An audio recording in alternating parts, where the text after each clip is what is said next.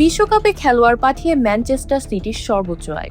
ফিফার club benefits প্রোগ্রামের আওতায় 2026 বিশ্বকাপের খেলোয়াড় পাঠিয়ে বরাবরের মতো এবারও সবচেয়ে বেশি আয় করতে যাচ্ছে English club Manchester city.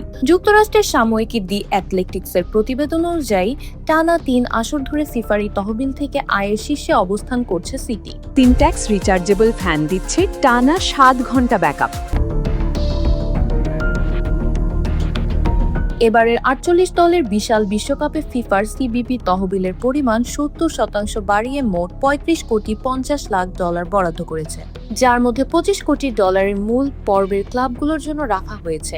Semifinal, তৃতীয় স্থান নির্ধারণী ও ফাইনালে Rodri, John Stones, Marc Guehi ও রায়ান শেরকি সহ বেশ কয়েকজন তারকা ফুটবলার শেষ সপ্তাহ পর্যন্ত মাঠে থাকায় ম্যানচেস্টার সিটি প্রায় 44 লাখ ডলার আয় করতে যাচ্ছে। আয়ের এই তালিকায় সিটির পরপরই দ্বিতীয় স্থানে রয়েছে স্প্যানিশ জায়ান্ট বার্সেলোনা, আর ইংলিশ ক্লাবগুলোর মধ্যে দ্বিতীয় স্থানে আছে আর্সেনাল।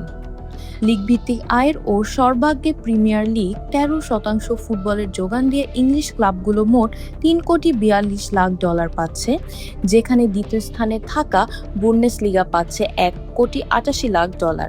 এছাড়া ক্রিস্টাল প্যালেস ও সান্ডারল্যান্ড পাচ্ছে যথাক্রমে 27 লাখ ডলার ও 22 লাখ ডলার। অন্য ক্লাবগুলো বড় অঙ্কের অর্থ তুলে চমক দেখিয়েছে। BD archive desk, Deepika.